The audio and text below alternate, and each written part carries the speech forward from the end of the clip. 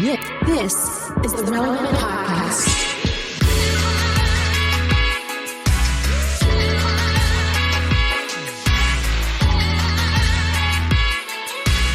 It's episode 1146, and it's the Relevant Podcast here in Orlando. I'm your host, Cameron Strang, and joining me from Loverland, Virginia, it's Jesse Carey. Hello, hello.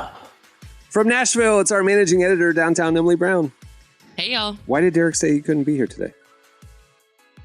He's traveling again. Actually, I think he's recording a music video. I don't know if I'm supposed to announce that, but breaking news. so maybe bleep that out. But Nope. He's doing something. And in LA, you know from Social Club Misfits, it's Marty. Going on. Why aren't you out shooting a music video right now? Isn't that what you guys do all day? I don't believe in music videos. This is a take. I want to hear this take, Marty. You shoot videos of you dancing It's around different. for social media and stuff. Okay, so the ROI on shooting a music video and posting it on Instagram or Twitter is such a waste of money. It's just no return on investment. You're shooting videos for what? You just keep it all on social media. Don't even shoot a music video anymore. It's like, do people watch them as much? I don't know, but So you shoot just put 30 it all on seconds. social media. You shoot Yeah, 30-second 20 music what videos. This is the way I think about it. All right. I write a treatment for a music video, and my favorite scene is the scene that I shoot for. And then I put that online.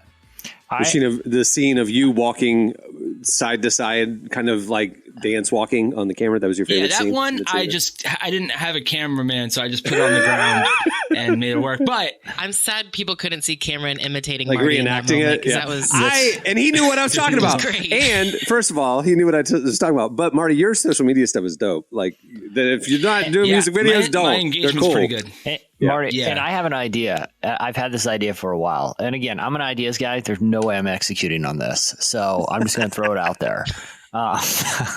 I have great ideas, but extreme laziness as well. It's a terrible combo. No, that's called successful. Yeah. I'm sorry. That's your You know what a seven. think tank is? This is your Yeah. 7 Yeah. poking through. Yeah, You're an idea guy. All I right. lie awake in bed and channel my anxieties into just strange ideas. But what is it's interesting that your point that the reason you don't want to do the music videos is because the ROI. But I think there may be a solution for that soon.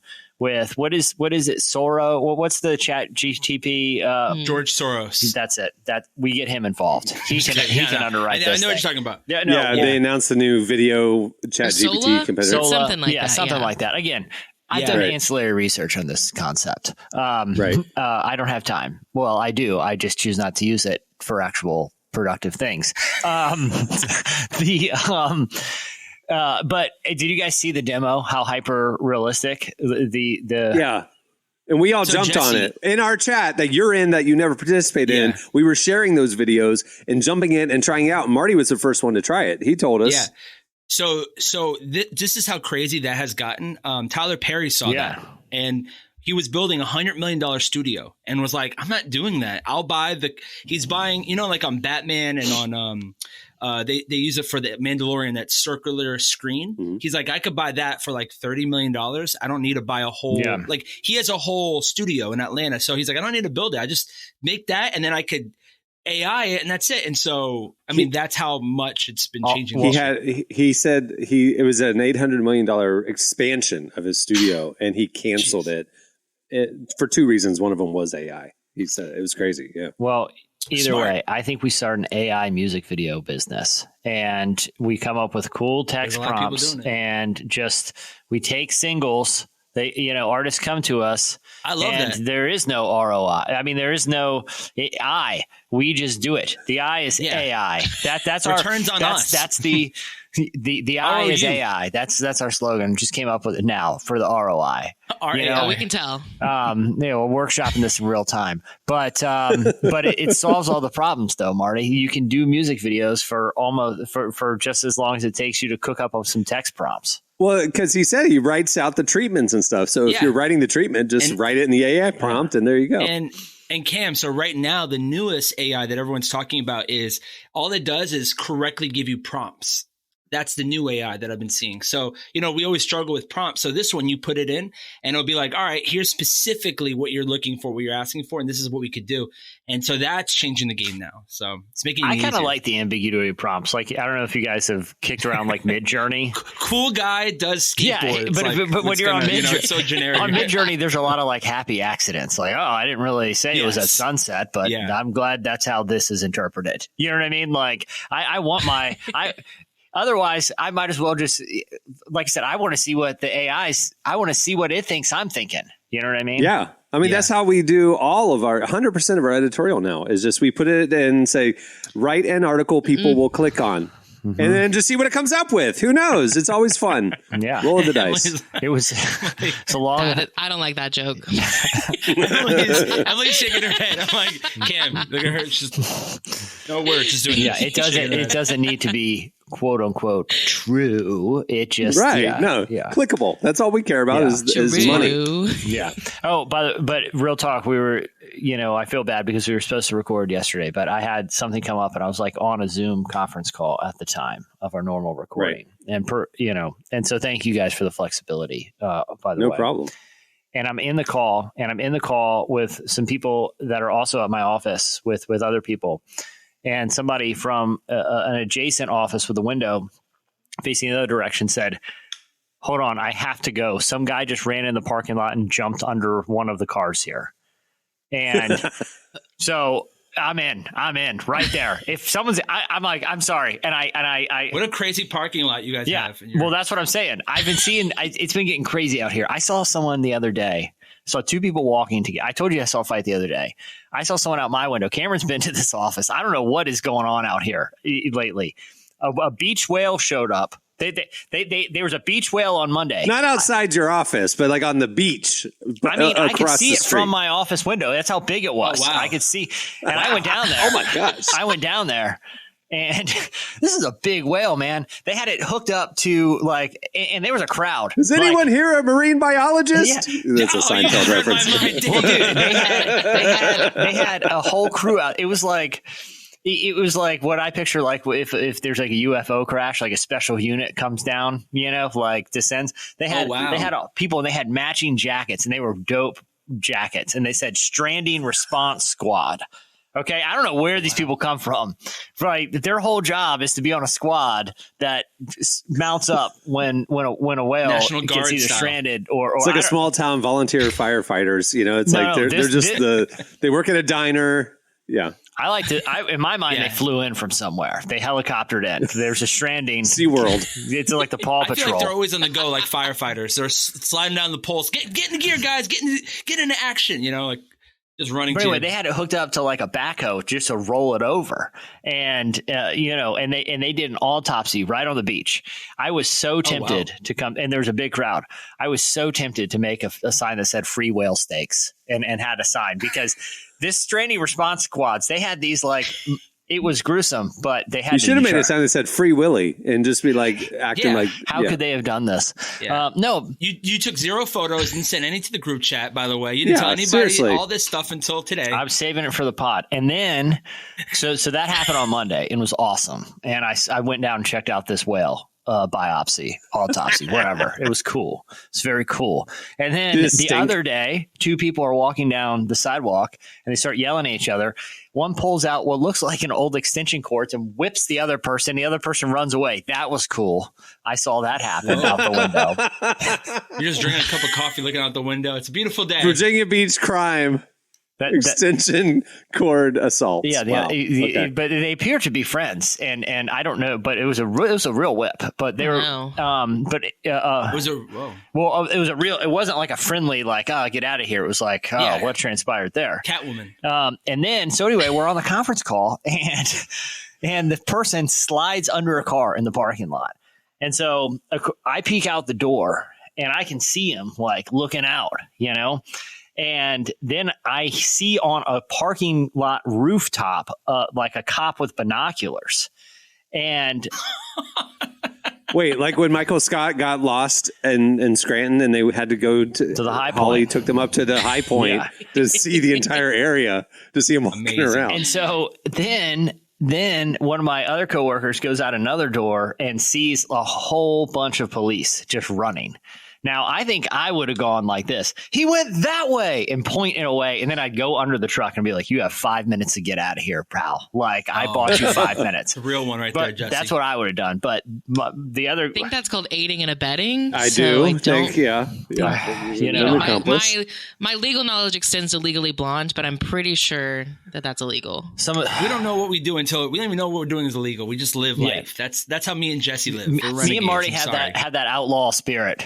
I would let the guy go. I'd be like, I didn't see a thing. I was like, go that way. Hey, he went that way, man. Yeah, we had the outlaw stitches spirit. Get stitches, sure. But anyway, my coworkers say, he's right under the car.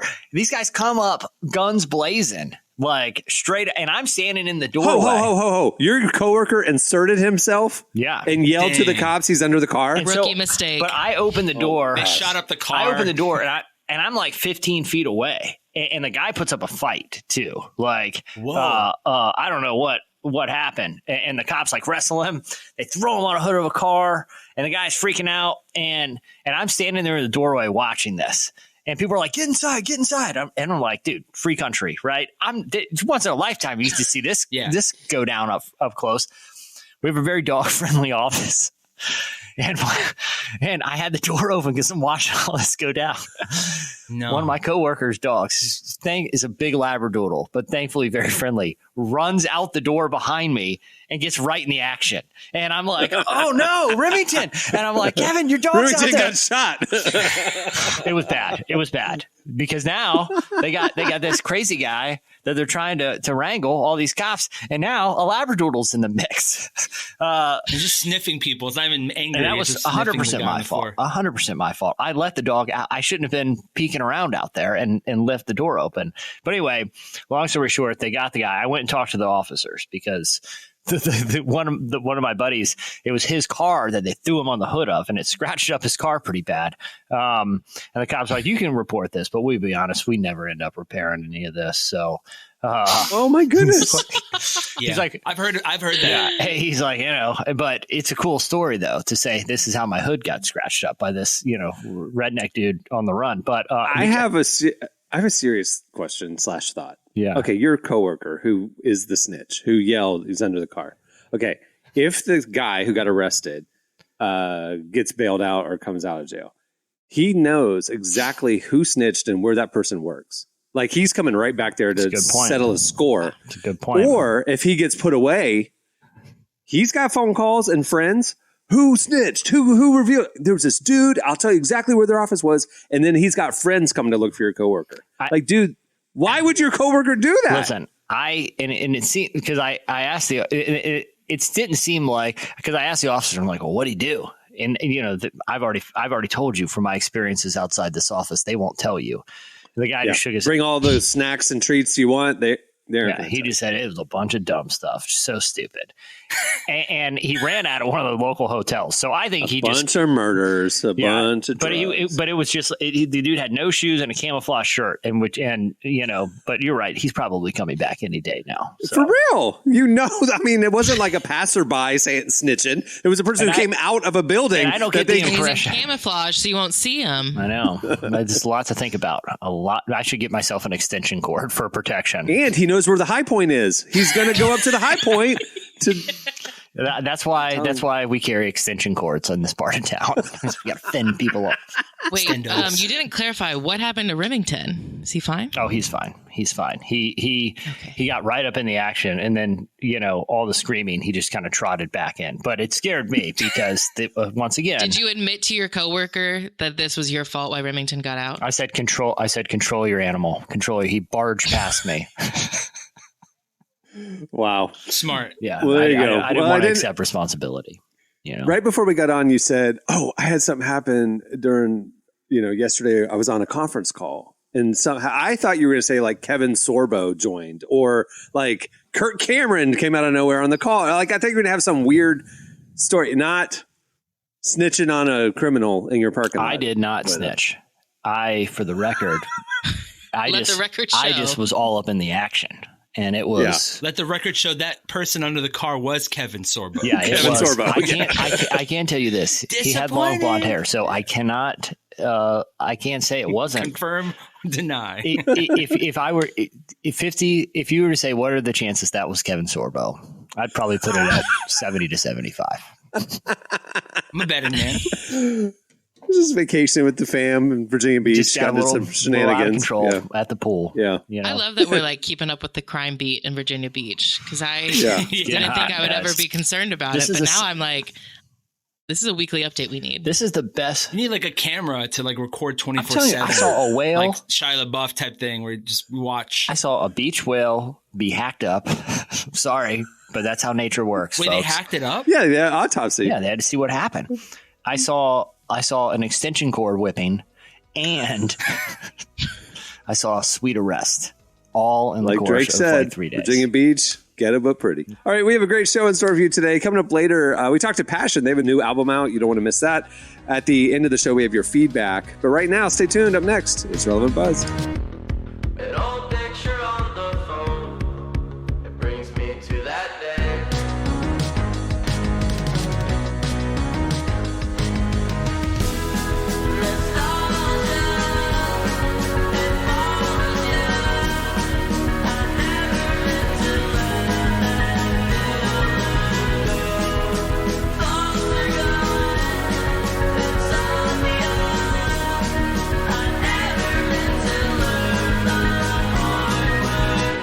You're listening to Yacht Club. The song is Nostalgia. Season 4 of The Chosen is in theaters now, and the reviews that count are in.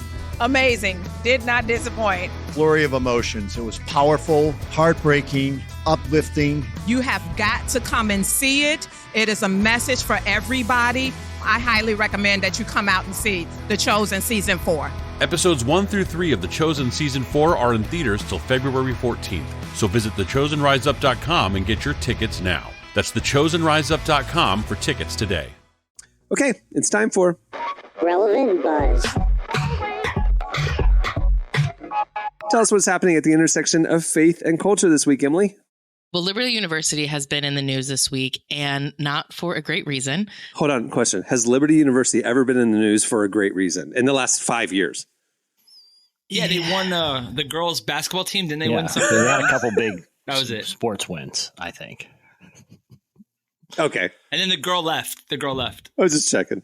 Okay. Go ahead. Well, unfortunately, we're not talking about their sports. We're talking about the university in general. The university has agreed to pay a record-setting $14 million fine after the Department of Education reviewed its poor handling of campus safety for violating the Clery Act, which requires colleges to maintain campus safety in a variety of ways. Liberty violated that in, quite honestly, a lot of ways. There's a 100-page document if you are really curious about exactly what they did. But it ranges from things like underreporting crimes, not getting accurate information out to students, to things like, which I would say is the most egregious, creating what's they're calling a culture of fear that discouraged sexual assault victims from coming forward and reporting crimes. Yeah. Okay, I have a question. It says record setting. Is it like 14.1 million record setting and the other previous record was 13.5 or like what talk to me about degrees of contrast here. How egregious is this fine for neglect or whatever?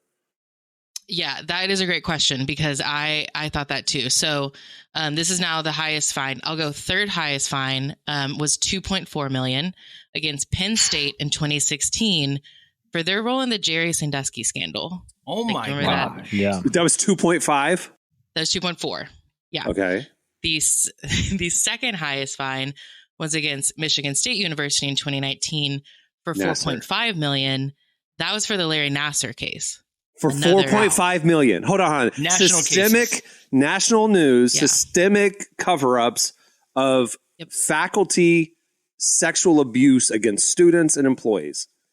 Long-term got 2.4 and 4.5 million, and Liberty got 14 million. 14. Triple. Yeah. Oh my gosh. Wow. Yeah. Oh my gosh. So this isn't like technical violations. They didn't hang the students' rights poster and the student union at the right height or whatever. This is like something nefarious and serious has been happening for a while. Yes. Yeah. This is like unprecedented kind of record fine. Like it is very much it is a huge deal. They also are working with the Department of Education to correct everything, or well, hopefully there's some things you obviously can't correct, but do talk about that, because this is an interesting nuance that you in your research told me yesterday, that because the new administration, the current administration, is cooperating and taking things seriously and changing policies and things like that, it's only 14 million, but the Department of Education was previously set to fine the school 37 million. Is that right? Yeah, 37.5. And now that Liberty has agreed to play ball, they dropped it to 14. So really think about that. 4.5 million, 2.4 million compared to 37 million is what they were going to fine them. Wow. Yeah. Right. Yeah. There was a report back in October that got leaked. That was kind of the initial findings into the Department of Education's investigation into what happened, what was going on, and what would be the repercussions of that. And at the time, the fine was set to 37.5 million. That also, a lot of this investigation, they were looking at the years 2016 to 2021. So it's a 5-year period. As we know, at least the president has changed since then at Liberty.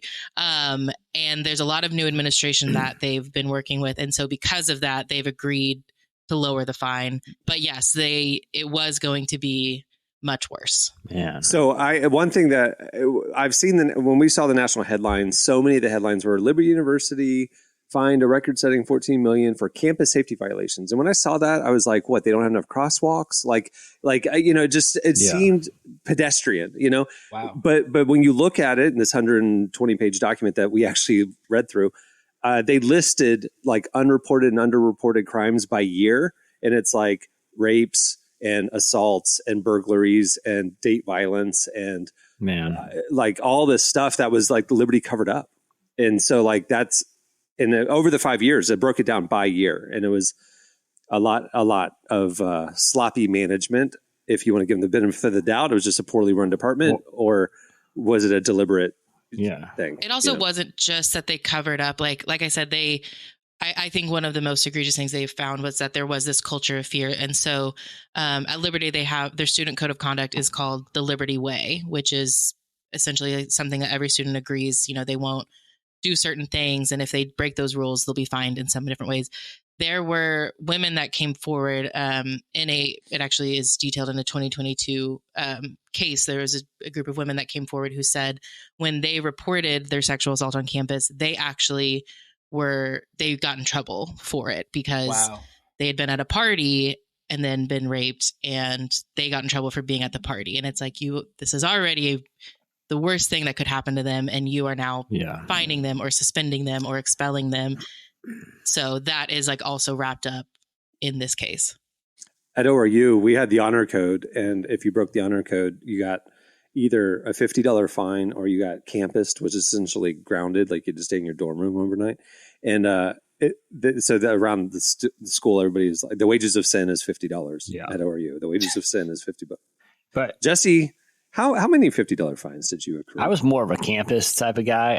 You were a grounded guy. Yeah.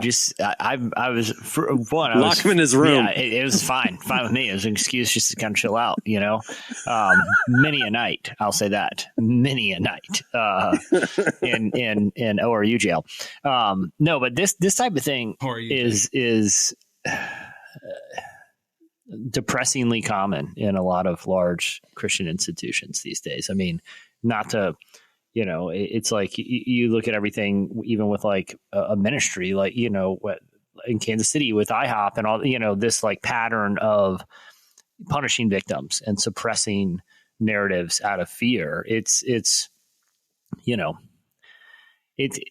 I don't know what the solution is long term other than for these institutions to be exposed and hopefully held accountable for that, and so that it doesn't continue to repeat itself. But it is something that is such a just horrible, devastating thing to continue to read about, Way to start us on a light note, Emily.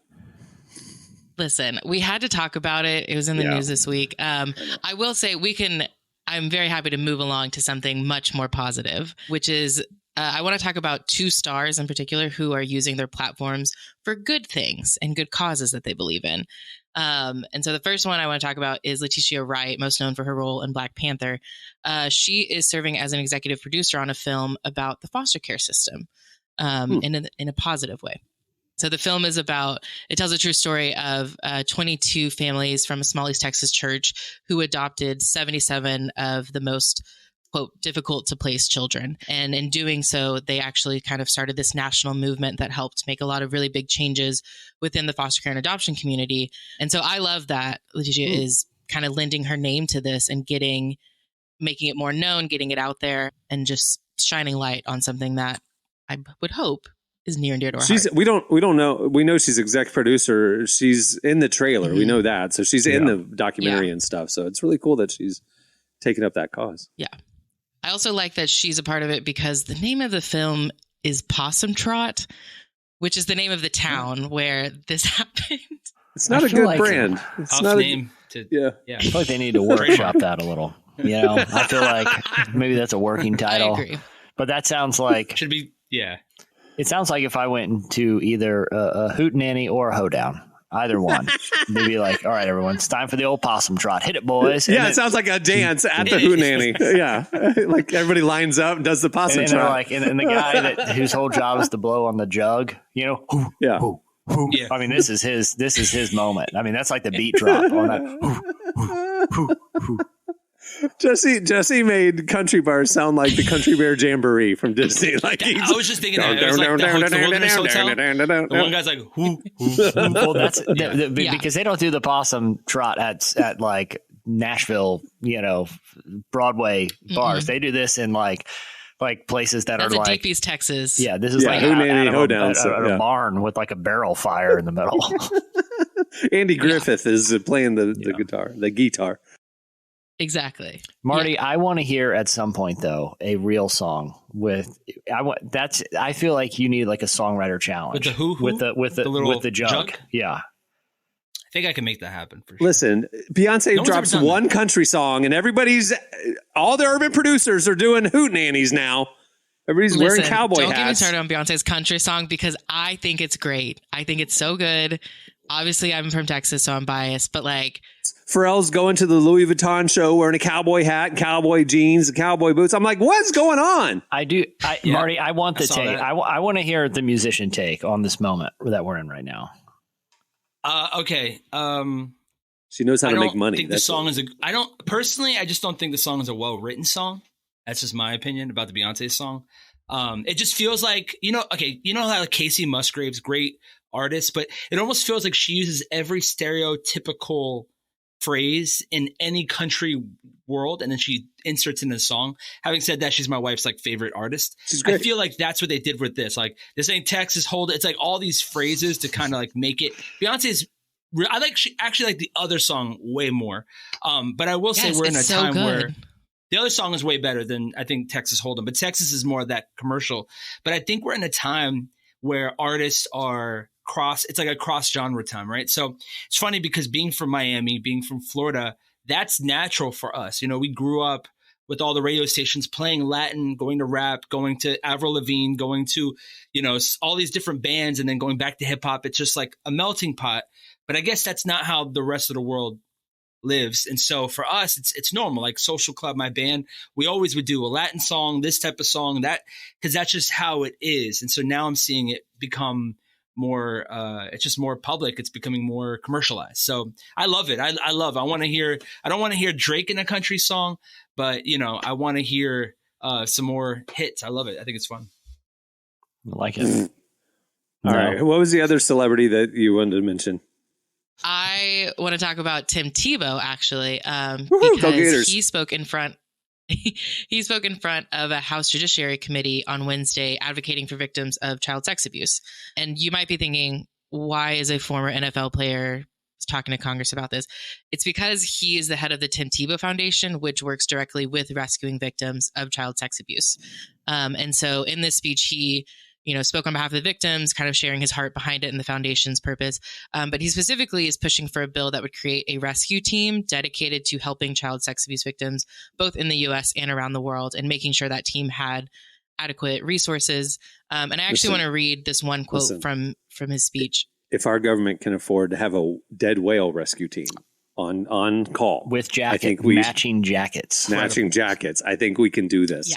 We can make this happen. Yeah. Where there's a will, there's a way. We will follow Tim Tebow into battle. Let's do it. If there's a whale and there's a way, then there's also a will. Oh, well. Yes. That's actually the motto of the whale rescue team. It's very confusing. Where there's a whale, there's a way. Is that what the jacket said? Where there's a whale, there's a way? Kind of like a motorcycle gang? That's what the van they drove up and said. And it was shaped like an orca. It looked like a SeaWorld van that was like painted like black and white and stuff. That's right. And they all just jumped out of the back. Horn, there's actually like water that comes out of the top. It was like a clown car. There was like 30 of them in there. That's the belly of the whale.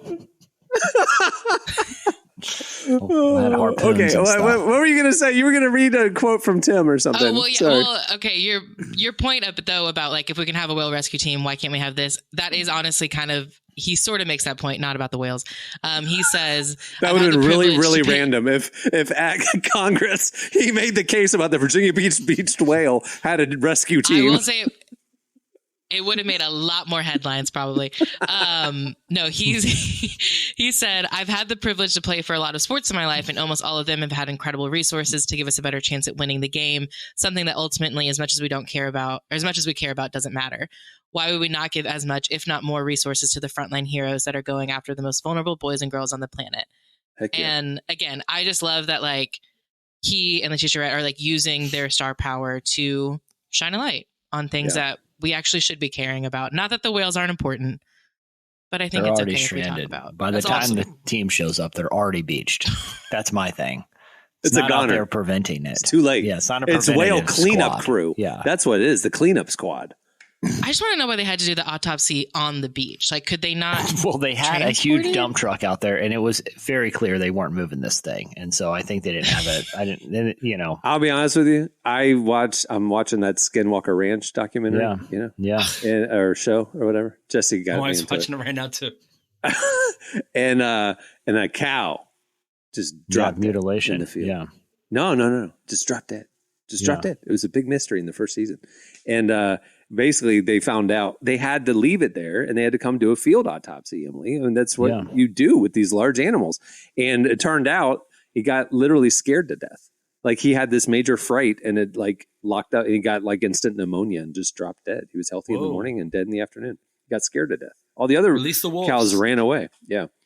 Yeah. Well, anyway, but then no animals ate the carcass. No insects, no coyotes, nothing. It just sat there for a year and just decomposed. Yeah.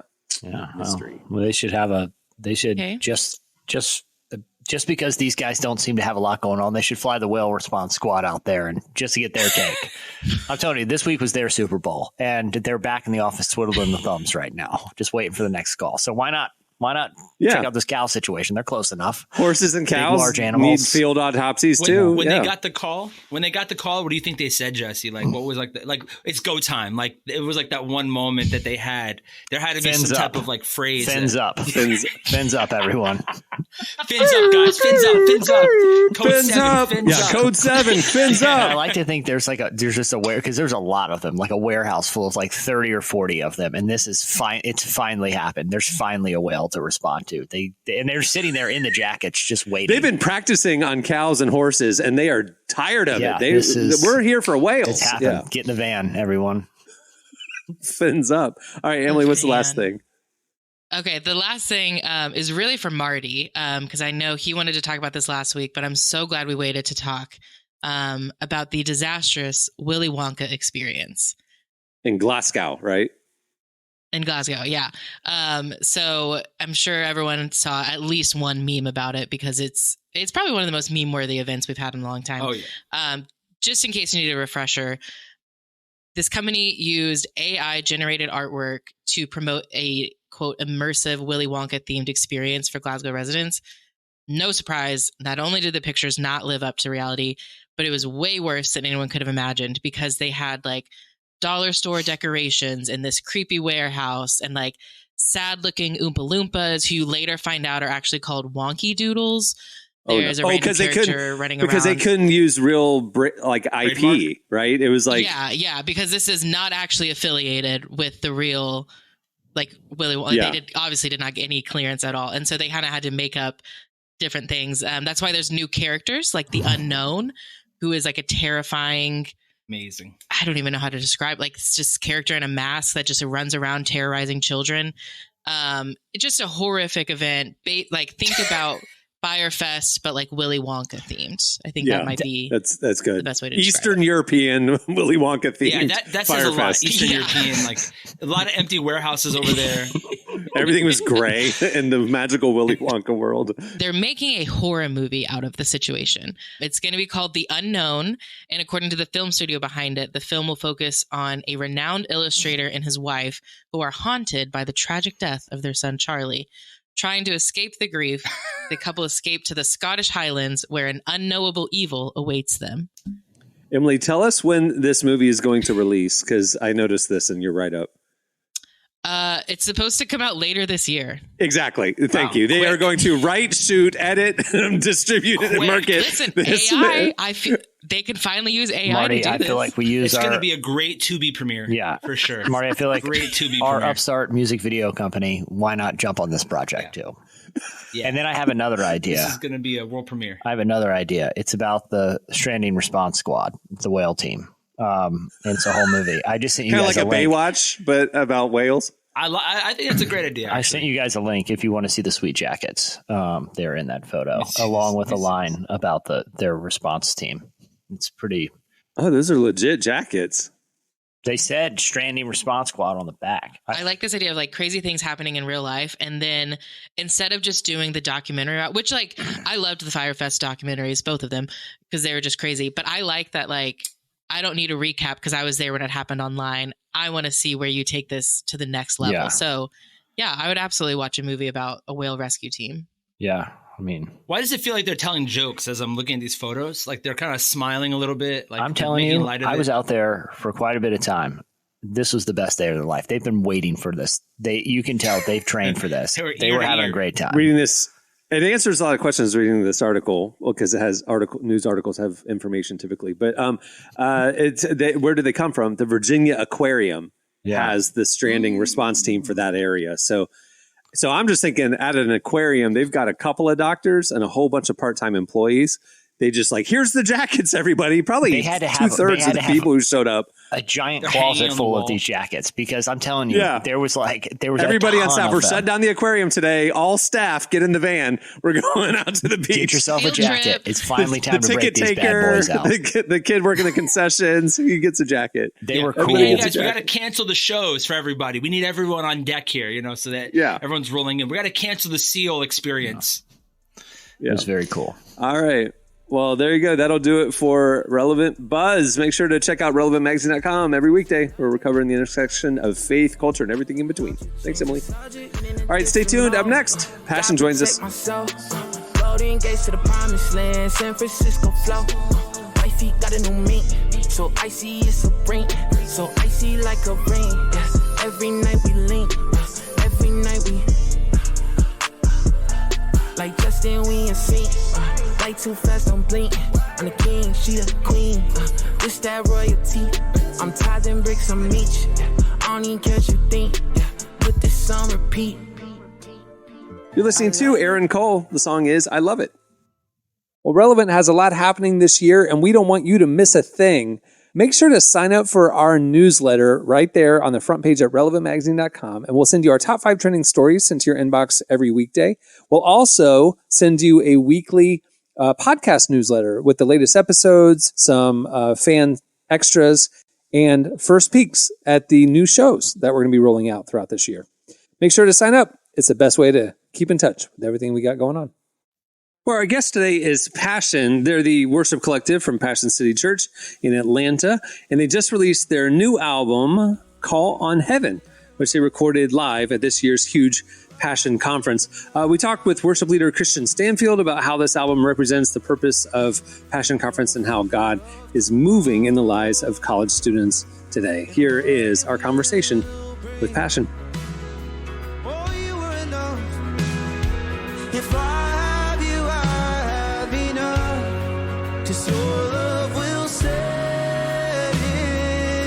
Come on, every voice, everything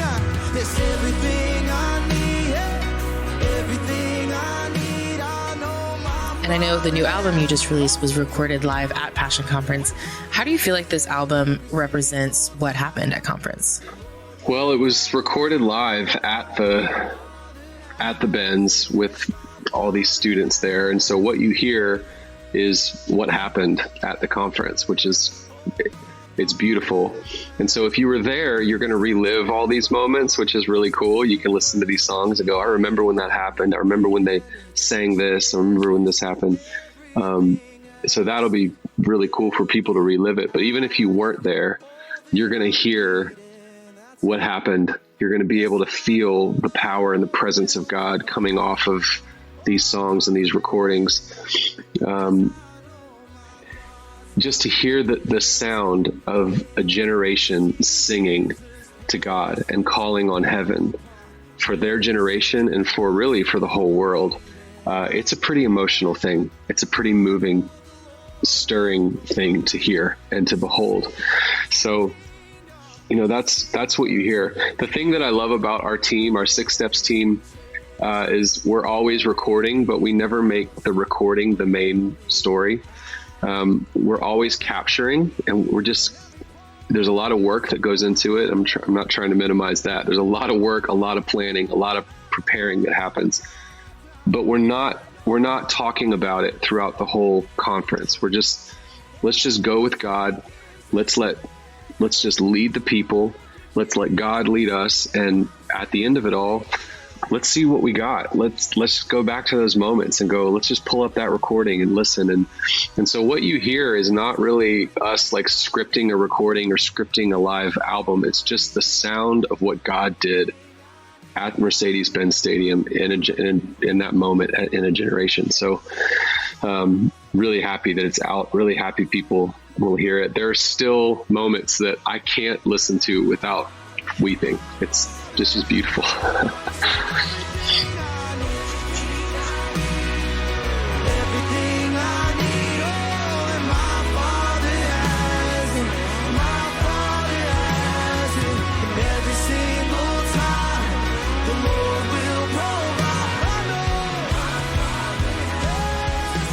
I love that these live albums are like a snapshot of a generation, a specific moment. I feel like I've never thought about it like that.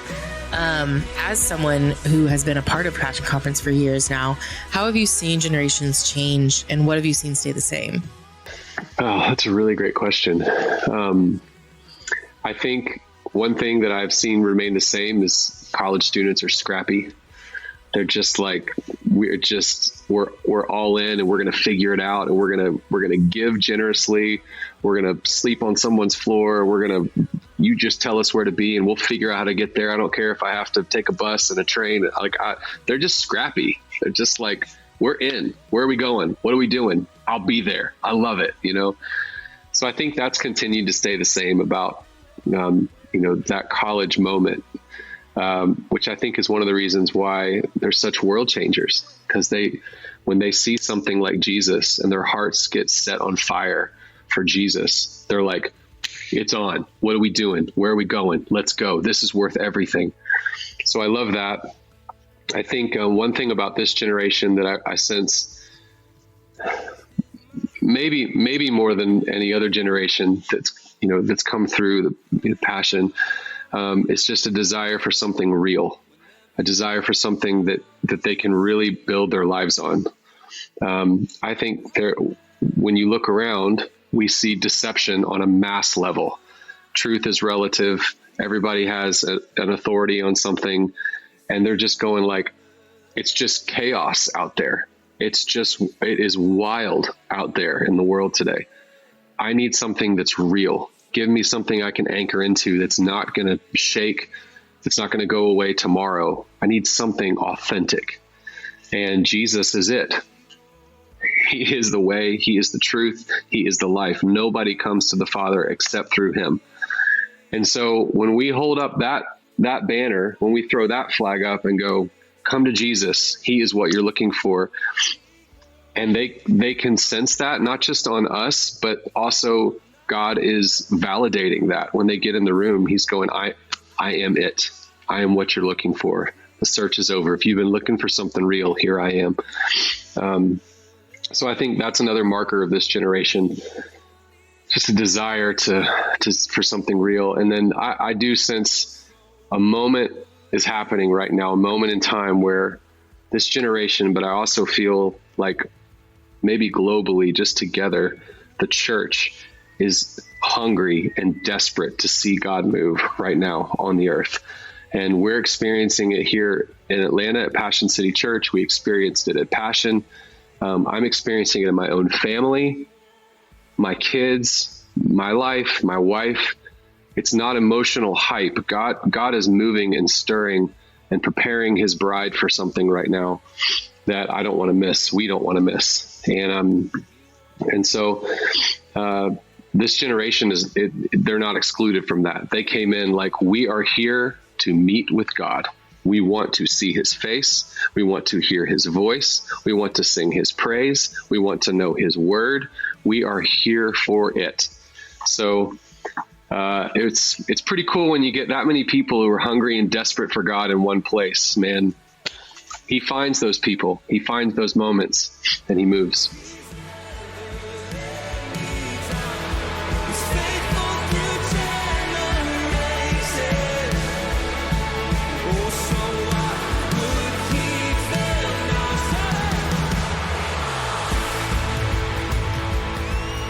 You mentioned that there are songs on the album that still move you, even listening to them now. I'm just curious, what are some of those songs? There's a song, it's the very first song on the record called He Who Is to Come that I worked on with Cody Carnes and Sean Curran. And from the moment we wrote this song last summer, our hearts were just wrecked by the truth in this song. It's a song that clearly establishes Jesus as king. It establishes his kingdom as the kingdom. And it's here now, but it's also coming. So Jesus is coming again to make all things new. Everything that's broken will be made whole. Everything that's wrong will be made right. We have that to look forward to, but it also gives us a hope today. So we have this coming kingdom to look forward to, but that gives us confidence today. Jesus is king currently. His kingdom reigns and he's holding everything together. And so, when we sing this song, it still wrecks me. And there's a line in the song that says, he is surely coming. Can you feel it too? All this tension getting stronger. It's just a sign he's getting closer. He's already on the move. And I don't know anybody on planet Earth that wouldn't resonate with that feeling. Even if you're not a Jesus person, you feel the tension. What is that tension that I feel? Something's not right. Something's not as it should be. And that thing that you feel is, it's like the kingdom of God and the kingdom of this world, just like going, oh man, it's like groaning. It's not as it should be yet, but it will be. One day it will be. And so to stand in that moment, to sing about the tension, and then in the very next line, it says, the story has been written. We all know how it ends. My future has an anchor. My eyes are on the Savior. He's coming back again. So we can acknowledge the tension, but then the hope. But I know how it ends. I know what the future looks like. His kingdom is coming. New heaven, new earth. That's what we have to look forward to.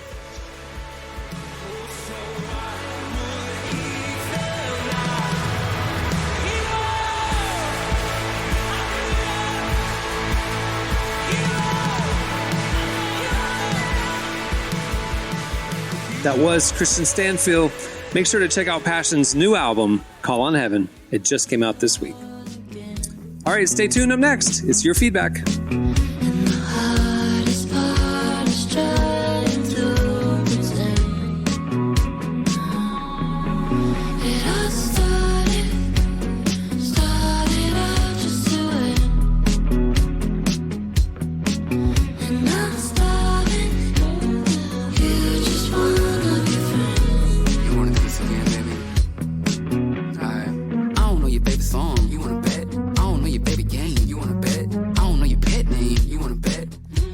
You're listening to Audrey Nuna and Tizo Touchdown. The song is Starving. Today's show is brought to you in part by The Chosen. Season 4 of The Chosen is coming to theaters nationwide on February 1st, and this season has everything. Clashing kingdoms, rival rulers, and when they're threatened by the reality of Jesus' growing influence, religious leaders do the unthinkable, choose to ally themselves with the Romans. As the seeds of betrayal are planted in opposition to Jesus' message turns violent, he's left with no alternative but to demand his followers rise up. So get ready, Relevant Podcast listeners. February 1st is the big release day. Go get your tickets now at thechosenriseup.com. Okay, it's time for your feedback. Last week, we asked you the craziest or funniest thing you've witnessed at work. Jesse was telling us about things happening outside of his window. And so we just kind of got thinking, what's happened at your office that's been weird? You hit us up on X at Relevant Podcast, and here's some of it. Well, I would like to know how this story ended. Yeah, all of them are very open-ended. I got to say that. But this is from Ryplane, who said, in college, I worked at a shoe store. One time I had an elderly woman tell me it was her 80th birthday before asking me to feel her feet. She then demanded, no, feel them. What'd you do here, man? I he's really left us hanging. She's trying to cop a free massage down there? Yeah. Like, what's going on? Like a waterbed. Or like basketball. Or it's like all crusty, like all the bunions and corns and stuff. Felt like a rubber basketball. Here's one from Ross. One time accidentally called 911 from work phone and didn't realize it. I hopped on the call right after, so it went to voicemail. When they called back, wow, I just read that sentence like an idiot. All right. One time accidentally called 911. You added punctuation. I started adding commas and stuff because the hair got in my eye. He did a hard period halfway through. Yeah. One time accidentally. It's just a run-on sentence here, Ross. One time accidentally called 911 from work phone and didn't realize it. I hopped on the call right after, so it went to voicemail. When they called back, they ended up sending a few cop cars to the office, and I had to explain everything to them in front of everyone at work. That sounds like a great day. That sounds fun, honestly. Ryan started the fire. It's one of those things that kind of separates the monotony of the day. Yeah. No harm, no foul. Cameron, didn't your phone accidentally start calling 911 the other day when we were on the phone? Yeah. You were talking. Oh, wow. I always have you on speakerphone, and you were talking. It was you were. Okay, y'all, I've gotten her into 30 Rock, and if you've watched 30 Rock, there's this part where this kind of like through line throughout it where like Tina Fey lives alone, in her 30s in New York, and she thinks about like dying alone in her apartment, like if I choke on a chicken sandwich or something and like nobody would be there to save me, and it becomes a thing. And so Emily asked me just randomly a few days ago, like, Cameron, you live alone. Do you ever think about dying alone? Like a tragic thing, nobody would find you. Nobody would be there to help. And I was like, yes, all the time because of freaking 30 Rock. I mean, I have choked on a turkey sandwich standing in my kitchen thinking of Tina Fey was right. This is how it's all going to end, And so I wear my Apple Watch. So like if I crash on the floor. Anyway, so we're talking about all these morbid scenarios that Emily and I face that you married people don't. Yeah. And morbid, thoughts, again, being standing in our kitchen eating a sandwich. And how long would it be until Emily or I specifically would get found dead? Yeah. Like Emily found out it would be a max of 3 days, and I'm a max of probably 2.5 days because of custody. So this is what we were talking about. And she said something about calling emergency something, and my watch started calling 911. In the middle of the phone call. Oh, was that her? Oh, yeah. Because Emily was saying something on speakerphone, and I'm like, oh, crap, no. I was talking about how I'm dying in my apartment and no one knows. And I can't call 911. And so my watch heard her say that and call 911. So anyway, thank you, Apple. Apple Watches are really like the modern, what's it Meta called? Alert. The help I've fallen and I can't get up. Yeah, the Meta Alert bracelet and the thing. That it really is, because you could just like, if you're hurt and you can't get to a phone, you could just yell at your watch. Hey, guys, real quick, I know we got to move on from this, but I did Google the Stranding Squad because I was curious. And I noticed another image. And this image was taken in December of another rescue of a sea turtle named Goose. I want to notice something. You can see the back of the jackets. Thank you, Marty. They're different. They're not the red jackets they wore for the whale rescue. These are blue jackets, which it has the notification that the squad has arrived. How many sets of jackets they got rolling? What is the jacket budget? I think Marty was right that it was like alert. It's a code 7 fins up red jackets. Oh, it's a turtle code 3 blue jackets. The blue jackets. You know what I mean? It's like Men in Black. You know? Yeah. What is their? I wonder if that is a thing that like because I feel like you shouldn't wear a blue jacket if you're on the beach. Like you need a bright like red or orange or to stand out. We're about to chop up this whale right in front of you. Move your children. That's what the red jacket says. Yeah. I just want to know how many sets. Blue one is, hey, we're not on the beach. We're on a pier. Yeah. This is more of a pier turtle type of situation. We can probably There's not going to be red blood, so we can wear the blue jackets. Yeah. But the whale blood would ruin the blue jacket. I got to do a deep dive. I got to go to the aquarium, guys. I got some investigating my whole day is to going to be do. swamped Yeah, today. I'm canceling. You go to the aquarium and you're like, I don't care about the animals. I need to speak to someone on the street. Yeah, why don't you just go? You're right there, Jesse. You should go and do some on-field Where are reporting. you guys Jesse, storing the just go and jackets? volunteer at the aquarium, and then you're going to be an honorary member of the Stranded Squad. If something ever happens, they're going to be like all hands on deck, and all the volunteers go too. And once You're again, gonna get your own jacket. once again, laziness will prevent me from doing that. Sounds like a lot of work. Maybe you can apply online and just say, "Here's my jacket size." Go on like Etsy, maybe. That's an option. Yeah, I noticed there's no form. There's no field for jacket size. I'll take a large. It's all about experience and salary requirements. No, I just want to tell you my jacket size. You're like Leonardo DiCaprio in Catch Me If You Can, where he's trying to get the pilot jacket. He's like, I don't have my.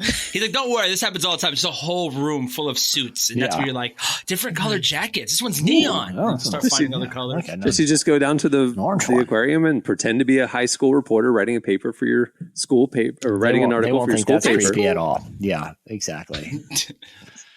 All right. Well, there's more feedback for where that came from. Go check it out on our socials. Okay, it's time for this week's editorial question of the week. All right. So a few minutes ago, we were just talking about the fact that Italy, because of Tina Fey, thanks a lot, Tina Fey, has put an irrational fear, maybe not irrational, but hopefully irrational fear into our heads that if you live alone, you're going to die alone and nobody will know for 2 to 3 days. So we want to know, what's your irrational fear, or the thing you think about when you fly, when you're driving somewhere, or you're just out in public, the thing you're looking for the exits. You're always like, what's the thing that something happened and put it in your brain and you can't stop thinking about it? It's been your whole life now. Tell us your irrational fear. Hit us up on Twitter at Relevant Podcast, and we will read our favorites on next week's show. This is going to be such a comforting conversation because it'll add to my already list of irrational fears. Yeah, I have mine is for a certain felon to come pay my office a visit because he was with no shoes. I guarantee you, from now on, when you walk out and you're walking to your parking lot, you're going to look under the cars and you're going to look up at the high point of the parking garage. Smart. To see if anybody's looking with binoculars. I'm very concerned about a visit from Kevin Sorbo. Let's just say that. If you have one of your cool jackets on, though, they'll know not to mess with someone. Yeah, you're official.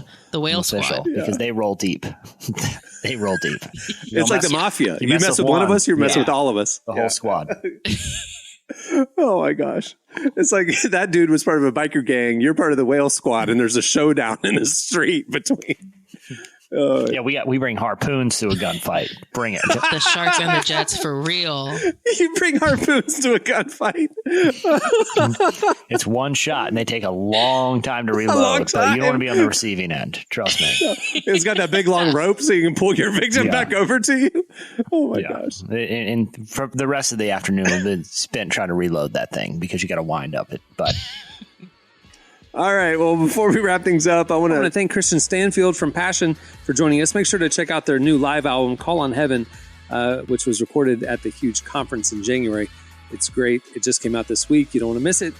Also, speaking of not missing stuff, don't miss issue 114 of Relevant. It is out now. It features an amazing cover story with Brooke Lidgerwood, Cold War Kids, Julie Chin Moonves, King's Kaleidoscope, Need to Breathe, Rainn Wilson, Mike Todd takes on a couple of other think pieces and issues as well. It's available for free. Just click the magazine tab at relevantmagazine.com. It's presented by The Covenant, which is available now on Apple TV. All right, on that note, we'll wrap it up. I'm Cameron Strang. I'm Jesse Carey. I'm Emily Brown. I'm Marty. We will see you on Tuesday. Have a great weekend, everyone.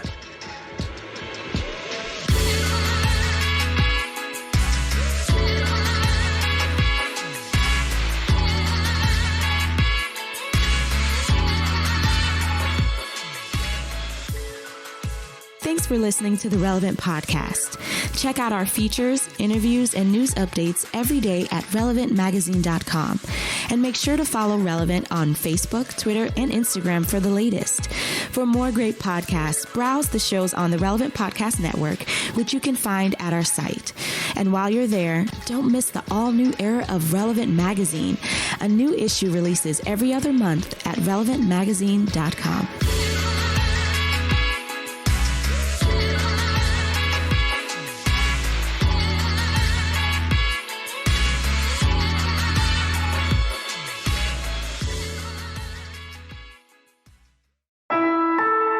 Relevant Podcast Network.